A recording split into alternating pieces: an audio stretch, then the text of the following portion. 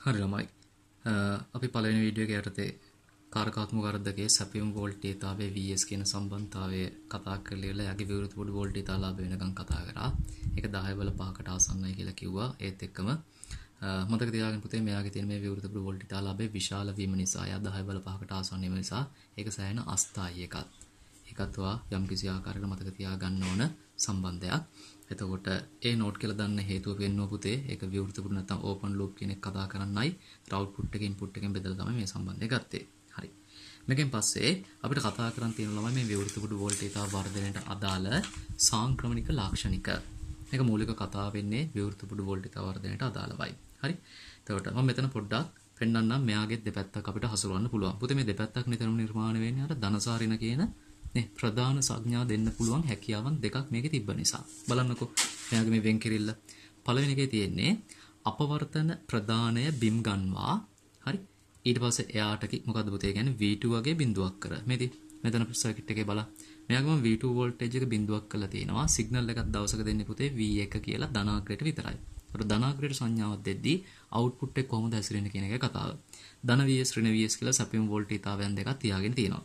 මාතෘකාව කම්ප්ලීට් කරොත් අපවර්තන ප්‍රධානයේ බිම් ගන්නවලා තියෙනවා පුතේ ඍණාග්‍රය අපවර්තන නොවන ප්‍රධානයට තමයි අපි සංඥාවක් ලබා දෙලා තියෙන ධනාග්‍රයට මේකට සංඥාවක් දෙද්දී ඔයා දන්නවා පුතේ මේකේ තේරුම ධනට සංඥාවක් ලැබෙනවා කියන එකේ තේරුම එයා එළියට දාන්නේ තේ જાතියම කෙනෙක් ඔයා ධන වලට ධන සංඥාවක් දුන්නොත් එයා එළියට දාන්නේ ධනමයි පුතේ ඔයා ධන වලට ඍණ සංඥාවක් දුන්නොත් එයා එළියට දාන්නේ ඍණ කියන එකමයි ඉතින් මේකින ප්‍රස්තාරය ඇවිල්ලා අපි කතා කරන්නේ පුතේ ලාක්ෂණිකයක් ඒකේ තේරුම එයාගේ හැටි හරි මෙතනදි වෙන්නේ පුතේ පළවෙනි කෙටි කලාපයක් තුල මෙයා රේඛීය විචලනයක් වෙනවා. ධන සංඥාවක් දෙනවනම් ඉන්පුට් එකක් අවුට්පුට් එකක් ධනයි පුතේ. ඒ අවුට්පුට් එකේ යම්කිසි ආකාරයක රේඛීය විචලනයක් මුලින් සිදු කරනවා. ඊට පස්සේ කොච්චර ධනගේ වැඩි කරත් මෙයාගේ අවුට්පුට් එක නම් වැඩි වෙන්නේ නැහැ. ඒක ඇවිල්ලා නියතාවයක්. ඍණ පැත්තට තුනේ මොකද්ද? ඍණ සංඥාව නැත්නම් එයාගේ ඍණට දෙන ඉන්පුට් එක ඍණ වෝල්ටේජයක් වුණොත් අවුට්පුට් එකත් ඍණව වැඩි වෙන්න ගන්නවා. ඒ ධන දුන්නොත් ධනමයි ඍණ දුන්නොත් ඍණමයි. ඉතින් ඒකේ පුතේ ඒකේන ඍණ වෝල්ටීයතාවයත් වැඩි වෙලා වැටලා යාට ගන්න පුළුවන් උපරිමගයක් තියෙනවා. පුතේ ඔන්න බලන්න දැන් කොන්දේසි. හරි. බලන්න මැද හරියට අපි දැන් පොඩ සෙට් වෙනවා. මෙයාගේ අවුට්පුට් එකට ළඟා වෙන්න පුළුවන් උපරිම වෝල්ටීයතාවය දැකද ළමයි. ඒක ධන VS සහ ඍණ VS. අර මං කිව්වේ පුතේ 10 බල 5ක් කියලා වෝල්ටීයතාව වර්ධනයක් අපිට හසුරවන්න තියෙනවායි කියලා. ඒ 10 බල 5ක වෝල්ටීයතාව වර්ධනය ගත්තත් ඔයාගේ අවුට්පුට් එකේ දවසක වාට දකින්න පුළුවන් උපරිමගය මේ සපයන ධන VS සහ ඍණ VS. ඔයා ධන 10ක් ඍණ 10ක් මෙයාට ජව ප්‍රභවයක් දුන්නොත් එයාගේ අවුට්පුට් එකේ දවසක් ගන්න පුළුවන් උපරිමගය 10යි. 10ට වඩා ගන්න බෑ පුතේ. ඔයා 10ට වඩා ගන්න ඕන නම් ඔයා මේ VS වගේ එයාව ඉක්මවල ගන්න ඕන. මේ සාමාන්‍ය මේ සැපයුම් වෝල්ටීයතාවයටත් සීමාවක් තියෙනවා. ඒකක් දැනගෙන ළමයි. ඒක සාමාන්‍යයෙන් වෝල්ට් 18ක් වගේ. වෝල්ට් 18ට වඩා උඩින් පුතේ වෝල්ට් 18ට වඩා උඩින් අපි සාමාන්‍යයෙන් ওই කාරකාත්මක වර්ධකයකට සප්ලයි නැත්නම් සැපයුම ඉෂ්ට කරන්නේ නැහැ. හරි. ඉතින් මෙයාගේ වෙච්ච වෙනස තමයි නැත්නම් විශේෂත්වය තමයි යම්කිසි ප්‍රදේශයක මෙයා රේඛීය සංඥාවන් ලබා දුන්න පුතේ. ලබා දීලා ඊට පස්සේ එතනින් එහා ප්‍රදේශයක මෙයා තව දුරටත් වර්ධනය වෙන්න ගියේ නෑ. ඇයි? ධන VS ට ගිය ගමන් එයා කියනවා එළියට දාන්න බෑ VS ට වඩා වැඩි අගයක් ලැබුණේ VS විතරයි කියලා. ඒක නිසා VS ධන VS සහ ඍණ VS අතර තමයි මේ අවුට්පුට් එකේ පරාසය නිතරම විචලනය වීම සිද්ධ වෙන්නේ. මෙයාගේ විශේෂත්වය පුතේ අර 10 බල 5 වර්ධනයත් එක්ක අපි ඒක අතරමඟ ගානක හදලත් පෙන්නනවා. ඔයා විශේෂයෙන් මතක තියාගන්න ඕන එකක් තමයි මෙන්න මේ කියන විචලනය අපිට ලැබෙන්නේ මෙයාගේ මයික්‍රෝ වෝල්ට් කියන පරාසයක. මේක පුතේ ඊළඟ කොන්දේසිය. මෙයාව අපේ ගොඩාක් ගණන් වලට නේ බොහොම අර සීමාකාරී හේතුවක් නැත්තම් ගොඩාක් තැන් වලට ටක් ගාලා අපිට බේර ගන්න පුළුවන් තර්කයක් බවට මේකපත් වෙනවා පුතේ. මෙයා මයික්‍රෝ වෝල්ට් පරාසයක පැවතීම. ඒතර මේ මයික්‍රෝ වෝල්ට් පරාසයකදී මෙතන වටිනාකම වෝල්ට් අගයකට ගමන් කිරීම සිදු වෙනවා. පුතේ එහා පැත්තේ ප්‍රස්ථාරයත් මම එතන විස්තර කරන්නම්. ඍණ පැත්තේ ප්‍රස්ථාර වෙන දේ අපි තේරුම් ගමු පුතේ. එතන වෙලා තියෙන්නේ ධන කියන පැත්ත මොකක් කරලා දැල්ලලා අර්ත් කරලා තියෙනවා. එහෙනම් V1 කියන වෝල්ටීයතාවය බිඳුවකට පත් කරලා. V2 කියන වෝල්ටීයතාවය තමයි සංඥාව දීලා අවුට්පුට් එක ගන්නෑ. එයාගෙත් පුතේ ධන VS ඍණ VS කියන මොකද්ද? සැපයුම් වෝල්ටීයතාව දෙක තමයි අපි එතන රැකගන්නේ. හරි. දැන් V2 කියන්නේ ඍණාග්‍රයට සම්බන්ධ වෙච්ච කෙනා වෙද්දි එයාගේ නම අපවර්තන ප්‍රදානය වෙද්දි අදහසක් තියෙනවා පුතේ ඔයාට. එයාට ධන සංඥාවක් දුන්නොත් අවුට්පුට් එක ඍණ වෙනවා. එයාට ඍණ සංඥාවක් දුන්නොත් අවුට්පුට් එක මොකක් වෙන්න ඕනද? එයා ධන තත්ත්වයකටපත් වෙන්න ඕන. ඉතින් මේ මූලික ප්‍රස්ථාරය හැදෙන්නේ පුතේ එතනට ගැලපෙන්න බලන්න. ධන කියන සැපයුම් වෝල්ටීයතාවයක් දෙද්දී මේ කියන අග්‍රයට V2 ට ඉන්පුට් එකක් දෙද්දී එයාගේ අවුට්පුට් එක ඍණ පැත්තට බහිනවා. මෙතන ධන වටිනාකම් වලදී මේ කියන අග්‍රේ එයා ඍණ පැත්තට බහැලා වෙච්ච විචලනයක්. හැබැයි අර ඉස්සෙල්ලා කියපු කාරණේ හැමෝම පුතේ තාමත් මොකද්ද? මෙයාට ලබා ගන්න පුළුවන් උපරිම ප්‍රතිදානය ඒක ඍණ VS ට සමානයි. ආපහු ඔයාට අවුට්පුට් එක වැරදිලාවත් පුතේ ධන කරගන්න ඕන නම් ඔයා මෙයාට දෙන්න ඕන ඍණ සංඥාවක්. ඒකයි ඉන්පුට් එකේ ඍණ පැත්තට ඔයා සිග්නල් එකක් දෙද්දී එයාගේ අවුට්පුට් එක ධන පැත්තට ගමන් කරලා තියෙයි. ඉතින් ඒ විදිහට එයාගේ වර්ධනයක් සිද්ධ වෙලා ලබා ගන්න පුළුවන් උපරිමගේදී එයා නැවතත් ධන VS බවට පත් වෙනවා. මේකේ මූලික ප්‍රදේශයක නම් කරොත් පුතේ ඒක නිසා අපි කියනවා මෙයාට රේඛීය ප්‍රදේශය නැත්නම් එයාගේ ලීනියර් බව නැත්නම් එයාගේ ඇනලොග් කියන සිග්නල් හසුරවන්න පුළුවන් කලාපේ ඊට පස්සේ පුතේ එයාගේ සන්තෘප්ත බව. ඒතර මේ ලීනියර් ප්‍රදේශයේ ඉක්මවල ගියොත් වැරදිලාවත් පුතේ අපිට ඇත්තටම ලැබෙන්නේ එයාගේ යම්කිසි ආකාරයක අර ඩිජිටල් පැත්තට බර පොඩ්ඩක් සිග්නල් කිහිපයක්. ඒතර මේ කලාපයේ තමයි ඔය ඇනලොග් කියන කාරණේට යම්කිසි ආකාරයක සපෝට් එකක් තියෙන්නේ. වැඩි වෙද්දි වැඩි වීමක් වෙනවා. මෙතනින් එහාට පුතේ වැඩි වෙද්දි වැඩි වෙන්නේ නැහැ. ඒක නිකන් හරියට ඔන් ඔෆ් වගේ. පොසිටිව් ධන සංඥාවක් නැත්නම් ඍණ සංඥාවක් කියන ගතිය තමයි ඒ දෙකෙන් එහාට තියෙන්නේ. හරි. ඉතින් මේ කලාපයේ රේඛී සංඥා තියෙන නිසා තමයි පුතේ මේක රේඛීය ප්‍රදේශයට දාලා හැසිරෙව්වේ. නැවතත් මෙතනත් පොඩ්ඩක් ආට හයිලයිට් කරන පුතේ මේ කියන පරාසය සිද්ධ වෙලා ඉවර වෙනවා මයික්‍රෝ වෝල්ට් කියලා අගයකදීම. ඒක නිසා මිලි වෝල්ට් වෝල්ට් අගයන් වලදී මෙයා කොහොමත් ධන VS හෝ ඍණ VS ළඟා වෙලා ඉවරයි. පුතේ මම නැවතත් ඒක කියනවා මේ කියන විචලනය සිද්ධ වෙලා ඉවර වෙනවා මයික්‍රෝ වෝල්ට් කියන අගයකදීම. ඒක නිසා මේ කියන අක්ෂය දිගේ අපි සෑහෙන වෙලාවක් ඉස්සරහට ගිහලා මිලි වෝල්ට් අපිට හම්බුණත් පුතේ තවදුරටත් ඉස්සරහට ගිහලා අපිට වෝල්ට් අපිට හම්බුණත් මෙයාගේ වටිනාකම නෙමෙයි වෙනස් වෙන්නේ. ඒක ධන VS ඍණ VS. ඒකයි පුතේ මෙතන කියලා තියෙන්නේ මෙන්න මේ පොඩි විස්තරයක් බලන්න. රේඛීය ලෙස නැත්නම් ප්‍රතිසම නැත්නම් ඇනලොග් ලෙස සංඛ්‍යා ලබාගත හැක්කේ ප්‍රධාන වෝල්ටීයතාවයේ ධන V dash ඍණ V dash. මේ පැත්තේ තියෙන පුතේ ඍණ V dash ධන V dash කියන කලාපයේදී පමණි.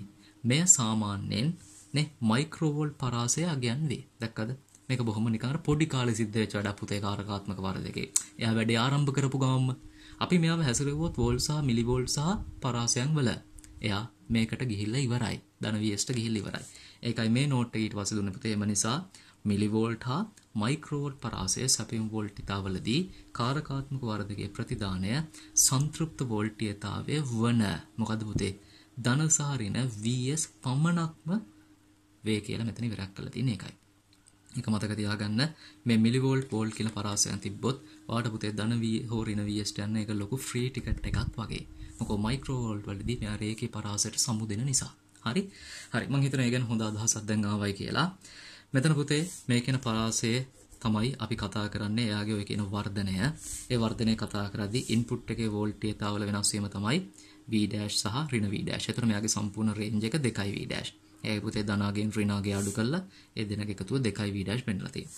අවුට්පුට් එකේ දැන් මේ කියන ධන වෝල්ටීයතාවයේ ඉන්පුට් එක වෙනස් වෙද්දී පුතේ අවුට්පුට් එක වෙනස් වෙන්නේ ධන VS ඍණ VS අතරනේ. ඒතර අවුට්පුට් එකේ පරාසය කීයද?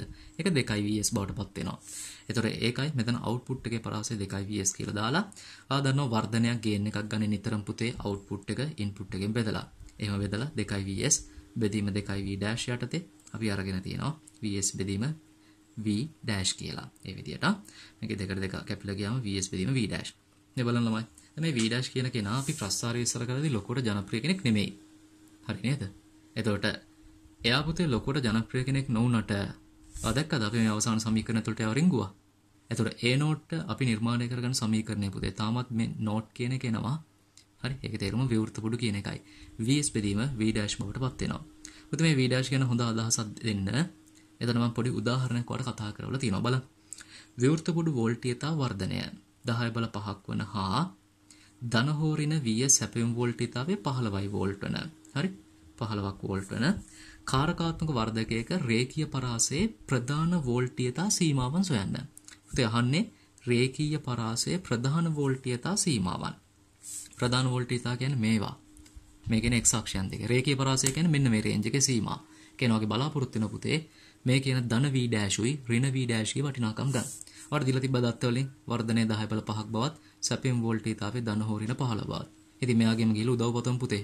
සමීකරණේ පද තුනයිනේ දෙන්නේ දීලා ඉතුරු කෙනාම අහනවා. ඔයාට A නෝට් දෙනවා. සැපයුම් වෝල්ටීයතාවය දෙනවා V dash අහනවා. ඒත් මම මේකට සමීකරණයට ආදේශ කරා.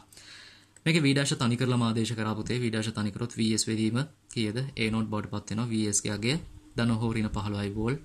A නෝට් ගේ අගය 10/5යි. ඔය දැක්කද? එතෙන් නිර්මාණයෙන් 1.5 වැඩි කිරීම 10 බල ඍණ 4යි වෝල්ට්. අර අපි කියපු දේශිත වුණා නේද පුතේ? ඒක නිසා සැපෙන් වෝල්ටීයතාවේ 150යි මයික්‍රෝවෝල්ට් ධන හෝ ඍණ තත්ත්වෙදි විතරයි මෙයාට රේඛීය සංඥාව වර්ධනය කරන්න හැකියාවක් තියෙන්නේ.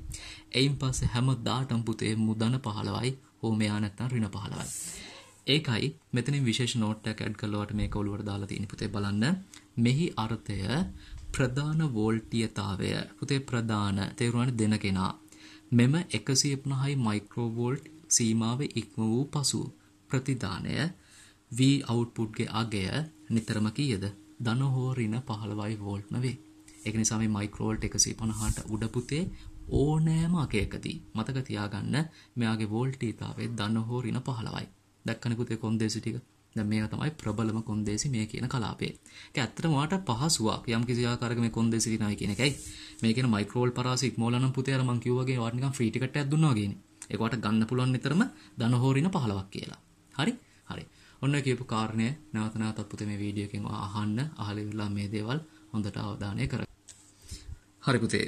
ඒ කියන කලාපයත් විස්තර කරයින් පස්සේ අපි යනවා කාරකාත්මක වර්ධකවල අවසානම සහ වටිනම තීරි කලාපයට. තව පොඩි එක මාතෘකාවක් දෙකක් වගේ තමයි අපිට මේකේ තීරි අර්ථය කතා කරන්න තියෙන්නේ. හරි යම් කිසි ආකාරයක සාපේක්ෂව අඩු තීරි කලාපයක්. නමුත් කොන්දේසි වලින් ප්‍රබලයි පුතේ. දැන්ටමත් වල කොන්දේසි හම්බුණා. ඔන්න ඉතුරු වැදගත් දැවැන්තම කොන්දේසි ටික හම්බ වෙන්න යන්නේ. මාතෘකාව කියවුමත් ඒක දැනෙනවා පුතේ. මොකද්ද? කාරකාත්මක වර්ධකයක් සඳහා ස්වර්ණමය නීති. මේ ස්වර්ණමය නීති කියන එක පුතේ මට ඔයාලට මේක highlight කරන්න අවශ්‍යලා දාපු එකක් නෙමෙයි. ඔයගොල්ලන්ගේ syllabus එක ඇත්තේ මේ වචනේම තමයි මේ කතා කරන් තියෙන්නේ. golden rules දෙකක්. හරි? පේපර් එකේ මේක ඇහුවොත් නිකන් සිනාව පහල කරන්න යන්න එපා. ඒ මොකද්ද ඒ කියලා. මේ නම තමයි යාට තියෙන නම. right? බලන්න පුතේ මේ කියන golden rules දෙක මේකට තියෙනවා. බාහිර ප්‍රතිපෝෂණය මගින් ප්‍රධාන අග්‍ර අතර වෝල්ටීයතා අන්තරය ශුන්‍යයක් කරනු ලැබේ. මම දන්නවා පුතේ මෙලොව මුගලක් තේරිච්ච නැති බව. නමුත් අපි තව පාරක් කියමු. බාහිර ප්‍රතිපෝෂණය මගින්. මේ වචනේ තේරුන්නේ නැහනේ. ඒ වචනේ පොඩ්ඩකට මග හරින්න. මේක බලන්න. ප්‍රධාන අග්‍ර අතර වෝල්ටීයතා අන්තරය ශුන්‍ය කරනවා. ඒක දන්නවනේ පුතේ. ප්‍රධාන අග්‍ර කියන්නේ අර ධන සහ ඍණ කියලා සංඥා දෙකක් එක තිබ්බේ. අපවර්තන ප්‍රධානය අපවර්තන නොවන ප්‍රධානය. අන්නේ දෙක අතර වෝල්ටීයතා අන්තරයක් ශුන්‍යයක් කරනවලු.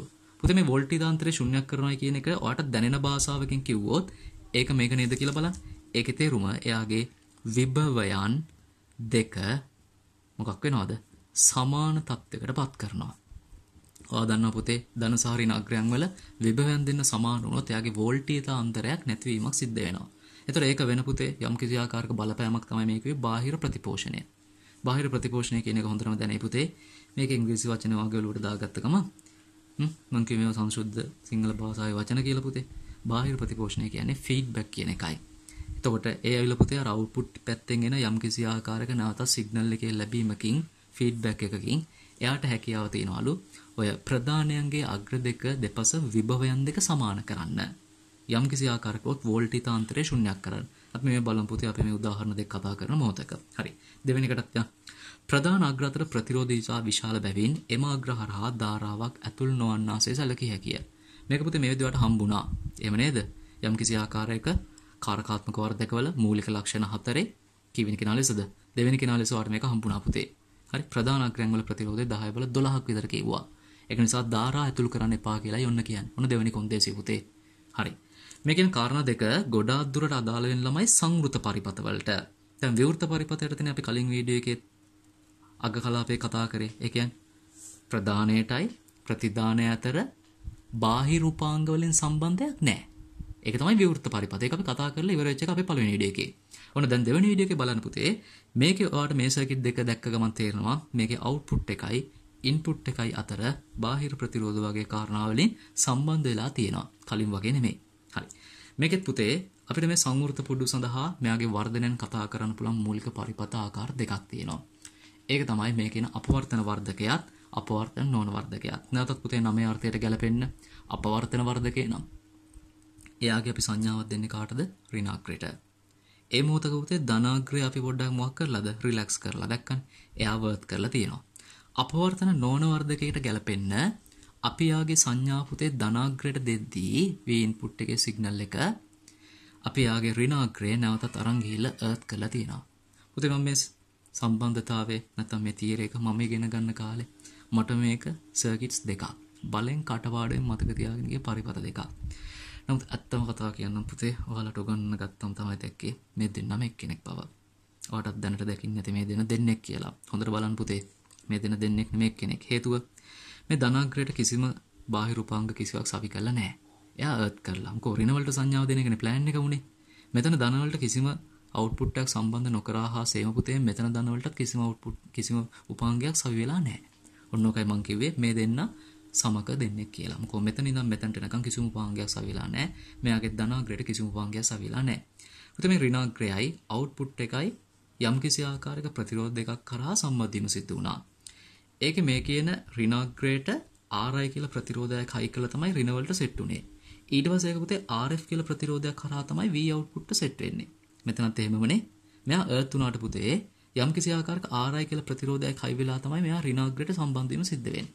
ඊට පස්සේ බාහිර නැත්නම් output එකට සම්බන්ධ වීමේ RF කියන ප්‍රතිරෝධය හරහා. පුතේ මේ RI කියලා අපි දාගන්නේ input කියන අදහස. නැත්නම් යාර සංඥාවක් ලබා දෙන ස්ථානය. RF කියලා දාගන්නේ අන්නර වචනේ පුතේ ප්‍රතිපෝෂණය නැත්නම් ෆීඩ්බැක් කියන එකට ගරු කරන්න. right? ඔය විදිහට තමයි ඔය කියන ප්‍රතිරෝධ දෙකේ නම් දෙකේ. ඒතර මේක ප්‍රධාන ප්‍රතිරෝධය, මේක ප්‍රතිපෝෂණ ප්‍රතිරෝධය කිව්වත් කමක් නැහැ පුතේ. ලියාගන්න මේ වචනේ නැත්නම් ප්‍රතිපෝෂණ ප්‍රතිරෝධය. එහෙම නැත්නම් අපිට කියන්න පුළුවන් බාහිර ප්‍රතිරෝධය කියලා. හරි. එතකොට අපි දැන් මේ golden rules දෙක නැත්නම් මේ ස්වර්ණමය නීති දෙක පුතේ මෙයාට apply කරන්න ඕන. අපි මේ කියන පැත්ත නැත්නම් අපවර්තන වර්ධකය කියන එක පොඩ්ඩක් අධ්‍යයනය කරලෙමු. අපවර්තන වර්ධකයේ ඍණාග්‍රයට සංඥාව දෙද්දී ධනාග්‍ර ගිහිල්ලා earth කරන්න කිව්ව ළමයි. එහෙනම් ධනාග්‍රය earth කරලා එයාගේ බේස් එකේ ඒ ලයින් එකක් අරගෙන තිනවා බිඳුවට සාපේක්ෂව සංඥා දෙක දකින්න. එතන බිඳුවට සාපේක්ෂව ප්‍රධාන සංඥාව දකිති. මෙතනට vi කියලා ප්‍රධානයක් ඔන්න දීලා තිනවා කියලා හිතන්න. පුතේ පළවෙනි කාරණය apply කරමු මේකද. බාහිර ප්‍රතිපෝෂණය මගින් ප්‍රධාන අග්‍ර අතර වෝල්ටීතා අන්තරය ශුන්‍ය කරනු ලැබේ. මේ බලන්න. මේකේ ළමයි බාහිර ප්‍රතිපෝෂණය මගින් වෝල්ටීතා අන්තරය ශුන්‍ය කරනවා කියුවන් පස්සේ මෙන්න මෙහෙම දෙයක් තියෙනවා. මෙයාට vi කියලා සංඥාවක් දුන්නානේ. මෙයාව earth කරලානේ. දැන්ට අපි මේ ස්ථාන දෙකෙන් පුතේ වැඩේ පටන් ගන්න. ඊටු කාරණා මොකුත් දැන්ට කරලා නැහැ කියලා හිතමු. මේ ස්ථාන දෙකෙන් වැඩේ පටන් ගනිද්දී හරි මම මේ විස්තර කරන ඕඩර් එකට පුතේ ඔයා හිතන්නත් ගන්න. මේ ස්ථාන දෙකෙන් තමයි වැඩේ පටන් ගන්න. එතකොට මෙයාට බිඳුව කොහොමද දැනෙනවා? පුතේ බාහිර ප්‍රතිපෝෂණයෙන් විභවයන් දෙක සමාන වෙන අවසර දෙද්දී මෙයාගේ විභවය බිඳුවක් වුණාම ගිහලා මෙතන වෝල්ටේජ් එකක් කීයක් වෙනවද? බිඳුවක් වෙනවා. ඒකට වග බලාගත්තේ පුතේ මේකෙන ධාරාව ගමන් කරලා එයාගේ වෝල්ටේජ් එක බිඳුවටම බස්සනවා.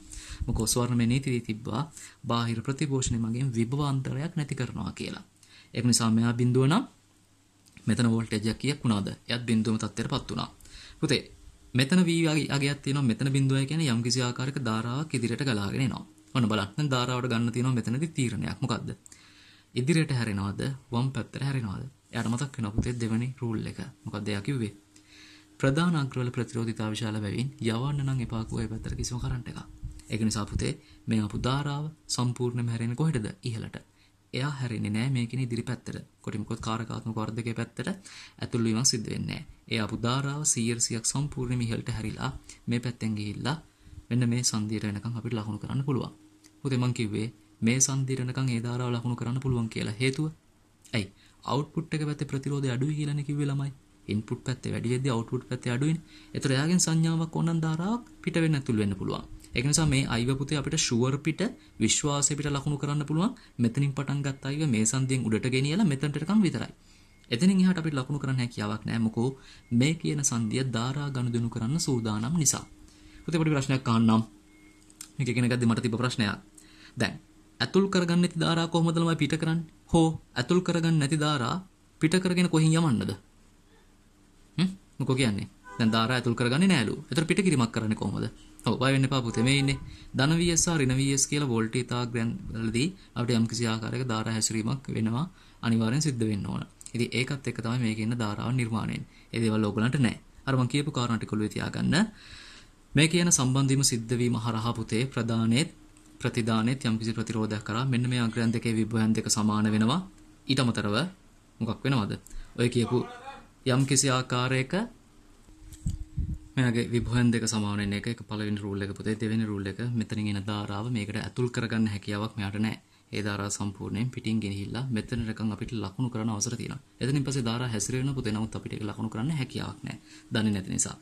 ඉතින් ඒකට ගැලපෙන්න ඔය කියන සීලොම් දේවල් ටික ලකුණු කරගත්තයින් පස්සේ අපිට යන්න පුළුවන් පුතේ මේ අපවර්තන වර්ධකයේ සඳහා යම්කිසි ප්‍රකාශනයක් ඔප්පු කරන්න. බලා ගන්න. මේකේ මම මුලින්ම පෙන්නලා තියෙනවා.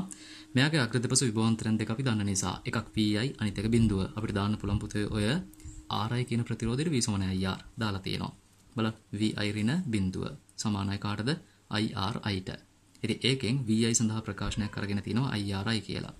ඒත් එකම ළමයි මේකෙන් RF ප්‍රතිරෝධය දෙපසට විභවාන්තරයන් දෙකක් දන්නවා. හේතුව මෙතන බිඳුවයි මෙහා කවුද? V output. නැත්නම් VO කියන එක. ඒකෙත් බිඳුව රින VO. අයි ධාරාව ගලන්නේ විභව වැඩි තැන ඉඳන් අඩු තැනටනේ පුතේ. නිසා ඒ හැඩයට මම එක ලියලා තියෙනවා VO මේ බිඳුව රින VO සමානයි I වාරයක් RF. මේ ගලන ධාරාවයි මෙතන සම්පූර්ණ වෙන නිසා අවස්ථා දෙකේදී ලියුනේ එකම ධාරාව කියන එකයි. හරි. එතකොට මේකෙන් පුතේ VO තනි කරාම ලැබෙන්නේ අපිට ඍණ IRF කියලා සම්බන්ධයක්. ඉතින් ඕකේ අපිට පුළුවන් ඔය කියන විවෘත මේ වර්ධනය සඳහා සමීකරණයක් ගන්න අවුට්පුට් එක ඉන්පුට් එකෙන් බෙදලා. උතර පේන්න ඕන යම් කිසි ආකාරයක වෙනසක් වෙලා තියෙන විශේෂ මොකක්ද? A තවදුරටත් A නෝට් නෙමෙයි. ඇයි? මෙයාට විවෘත පුඩු කියලා දැන් අපිට චෝදනා කරන්න බෑ පුතේ. අවුට්පුට් එකයි ඉන්පුට් එක අතර ප්‍රතිරෝධ වලින් සම්බන්ධ වීමක් තියෙනවා. ඒක නිසා මේක ඇත්තටම ඇවිල්ලා වෝල්ටීයතා වර්ධනය, සංවෘත පුඩු වර්ධනය. ඒ තාමත් වර්ධනයක් ගන්න අවුට්පුට් එක ඉන්පුට් එකෙන් බෙදලා.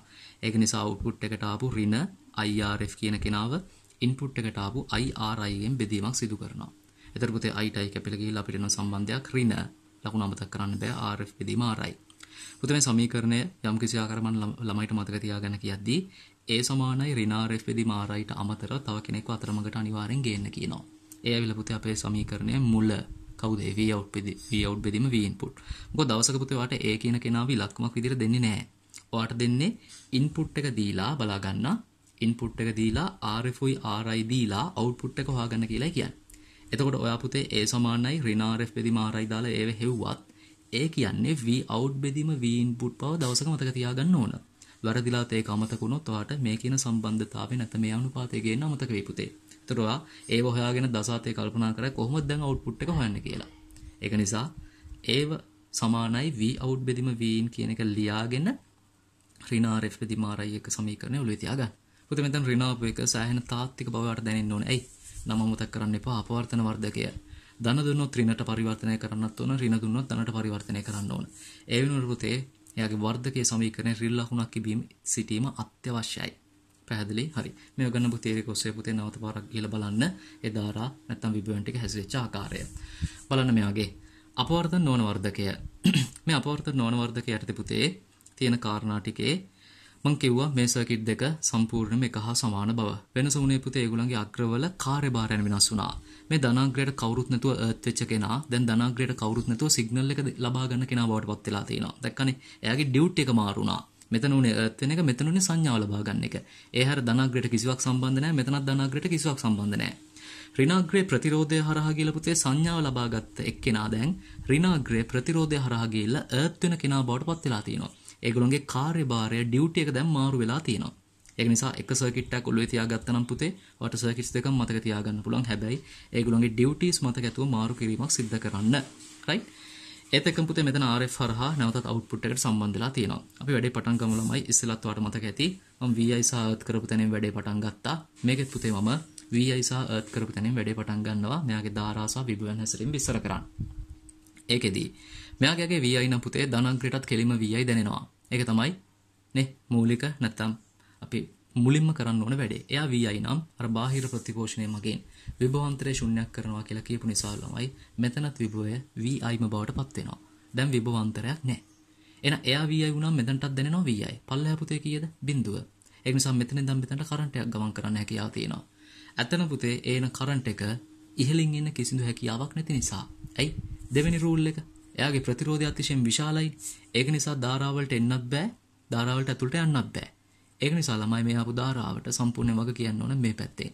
එන ඒ ධාරාව වෙන්න හැකියාවක් තියෙන්නේ මේ කියන පැත්තෙන් අවුට්පුට් වෝල්ටේජ් එකත් එක්ක. නමුත් එන ධාරාව පුතේ අපිට උපරිම ආරම්භක කරන තැනට ලකුණු කරන්න පුළුවන් මෙතනින් පල්ලෙහාට විතරයි. හේතුව මෙහෙන් ධාරා එන්නත් පුළුවන්, මෙහෙන් ධාරා එන්නත් පුළුවන්. නැත්නම් මෙහෙන් එන ධාරාවක් මේ දෙපැත්තට හැරීමේ chance එකකුත් තියෙනවා. අපිට ඒක හසුරවන්න දන්නේ නැති නිසා මෙතනින් එන ධාරාවයි එක දිගටම මෙන්න මෙතනට දක්වා අපිට ලකුණු කරන්න පුළුවන්. හරි. මේක කරයින් පස්සේ අපි යන පුතේ නැවතත් මෙන්න මේ ගත්තා වගේ යම් කිසි ආකාරයක ඒට ප්‍රකාශනයක් ගන්න. ඒ ප්‍රකාශන ගන්නදී ඔයාලට මතකයි ඉස්සෙල්ලා අපිට පහසුවක් වුණා V inputයි V outputයි සමීකරණ දෙකක් නිර්මාණය කරගෙන ඒ දෙක බෙදලා ගත්තේ. මෙතනත් ක්‍රියාවලිය ඒකම තමයි පුතේ. නමුත් මෙතන RI සහ RF අල්ලගත්ත තැන අපිට ලේසින් සමීකරණ දෙක නිර්මාණය වුණා. එහා පැත්තේ එහෙම වෙන්නේ නැහැ. එහා පැත්තේ පුතේ මෙතන විභවාන්තරය V එක රින බිඳුව වෙද්දී. හරි? එයාගේ පුතේ v සමානයි ir දාලා අපිට v එකට සම්බන්ධයක් හදාගන්න පුළුවන්. බලන්න හරි නේද කියලා. vi ඍණ බිඳුව සමානයි කාටද? i වාරයක් ri ට. එතනින් පුතේ vi ව තනි කරගත්තොත් මෙයා බිඳුව වෙන වැඩක් නැහැ. අපිට vi සමානයි iri කියලා ප්‍රකාශනයක් ගන්න පුළුවන්. වැරදිලාත් ඔයා rf හරහා විතරක්. ඊට පස්සේ හිතන්න පටන් ගත්තොත් පුතේ එතන විභවාන්තරේ v out ඍණ vi වෙනවා. එකපාර v out තනි වෙන්නේ නැහැ දැක්කද? ඉස්සෙල්ලා හැමතැනකම පුතේ බිඳුවක ගනුදෙනුවක් වුණා. ඒක නිසා ඔයාට එකපාර ප්‍රකාශය ගන්න පාසුවක් වුණා. නිසා මෙතන වැරදිලාත් v ඍණ vi නිර්මාණය කරගන්න ගියොත් ඔයාට යම්කිසි ආකාරයක අර සූත්‍රය ඔප්පු කිරීම වෙනුවෙන් ගැටලුකාරී තැනක් වෙන්න පුළුවන්. ඒක නිසා පුතේ බිඳුවක් ගන්න ඕන නිසා අපි v out එක්ක මේ කියන ප්‍රතිරෝධ දෙකම අල්ලලා v සමාන ir දාන්නයි අපි යන්නේ. එතකොට අපිට විභවාන්තරයට v out ඍණ බිඳුව කියන එක පාවිච්චි කරන්න පුළුවන්. right? එහෙනම් මේකේ පුතේ මම මෙතන පෙන්නලා තියෙනවා ri ධන rf කියන දෙන්නටම මොකක් කරලා තියෙනවද? ඔය කියන v සමාන ir සමීකරණය දාලා තියෙනවා. එතකොට ලියවෙන්නේ v out ඍණ බිඳුව සමානයි i වාරයක් ri ධන rf. පුතේ එතන ප්‍රතිරෝධ දෙකම හරහා ධාරාව යන එක තහවුරුයි. ඒ ධාරාව එහා පැත්තට හැරෙන්නේ නැහැ. ඒ නිසා එකම ධාරාවත් එක්ක තව ප්‍රතිරෝධ දෙකකට සමීකරණයක් ගත්තා. ආපහු අපි කරන්නේ නම් output එක input එකෙන් බෙදනවා පුතේ. ඒ බෙදද්දි ධාරා දෙක කැපිලා යනවා. අපි මේ ගත්ත ප්‍රකාශන දෙක ආදේශ කරද්දි ri ධන rf වෙදීම ri වෙනවා. ඒකේ පුතේ ri වලින් උඩ මේ ඉන්න දෙන්නම් බෙදුවොත් මුලින්ම නිර්මාණය වෙන්නේ එක. ඊට පස්සේ නිර්මාණය වෙනවා rf ධන ri. ඒ නිසා ඒට නිර්මාණය වෙන සමීකරණේ ප්‍රතිරෝධ වලින් කන්ට්‍රෝල් වෙච්ච කෙනා rf ධන ri තත්ත්වයටපත් වුණා. මෙතන ධන 1යි. පුතේ මේක මම කිව්වා මේ අතරමඟට v out බෙදීම vi කියන ප්‍රකාශය දාලා මුල මතක තියාගෙන අගගත්ත ප්‍රතිඵලය මතක තියාගන්න කියලා. මොකද දවසක වාගෙන් මේ ප්‍රතිරෝධ දෙක දීලා v input එකක් දීලා අහන්නේ පුතේ v out වයි. එදාට වාගේ ඔළුවේ මෙයා නැතුව ඉන්නේ මේක විතරක් නම් ඔයා නැවතත් නේ vi vo සම්බන්ධ කරගන්න බැරුව පුතේ 17 කල්පනා කරයි. ඒකයි කිව්වේ මේ සම්බන්ධයත් එක්කම මේ දේ දකින්න. හරි. මේක පොඩි කාරණයක් මම විස්තර කරන්නම්. ඒක තමයි ළමයි මෙන්න මෙතන මේ වෝල්ටීතා වර්ධනය කියන එක මේ ප්‍රතිරෝධ හරහා සම්බන්ධතා ලැබුණාට අදහසක් තියෙනවා. අපිට යම්කිසි ආකාරයකට මේ ප්‍රතිරෝධවල වටිනාකම් වෙනස් කරලා පුතේ කන්ට්‍රෝල් කරන්න පුළුවන්. දැක්කද? මේ වල විශාලත්වය වෙනස් කරලා අපිට ඔය කියන වර්ධනය කියන එක කන්ට්‍රෝල් කරන්න පුළුවන්. නමුත් ඔයාලට මතක ඇති අපි ඉස්සෙල්ලා කලාපයේ පුතේ අධ්‍යයනය කරපු අර විවෘත පුඩු වෝල්ටීතා වර්ධනය නැත්නම් 10 බල 5කට ආසන්න කියපු කෙනා. ඒක ඇවිල්ලා එයාගේ නේ උප්පත්තියෙන් එයාගෙන ආපු ලක්ෂණයක් පුතේ 10 බල 5ක වර්ධනය. ඔය කියන ධන සැපීම වෝල්ටීතාවයට මයික්‍රෝ වෝල්ට් එකකදී ළඟා වීම. මෙතන අපි ගානකුත් හදුව පුතේ 150 මයික්‍රෝ වෝල්ට් කියන ඉන්පුට් එකකදී එයා ලබා දෙන සප්ලයි එක ධන 15ට හෝ ඍණ 15ට යනවා. ඒතර ඒක කන්ට්‍රෝල් කරන්න බෑ. හැබැයි පුතේ එතනත් උපරිමගේ ධන සහ ඍණ 15 බවට පත් වුණාම අවුට්පුට් එක හරි නැත්නම් මෙයාගෙන් එළියට එන ප්‍රතිඵලය මේකේ ප්‍රතිරෝධ හරහා ඒක පාලනය කරන්න පුළුවන් වුණත් තවත් මතක තියාගන්න පුතේ මේ අවුට්පුට් එකට තාමත් අර කියපු සැපයුම් වෝල්ටීතාව ඉක්මවල යන්න නම් හැකියාවක් නැත.